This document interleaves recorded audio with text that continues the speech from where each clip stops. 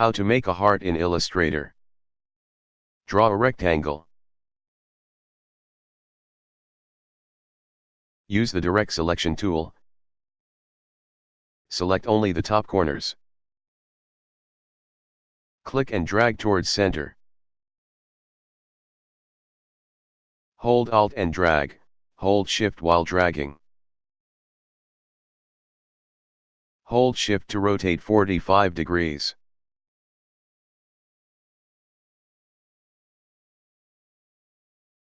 Drag and hold Shift to make a heart.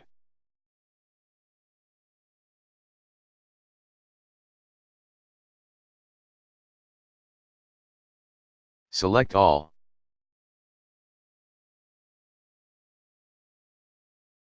Open Pathfinder.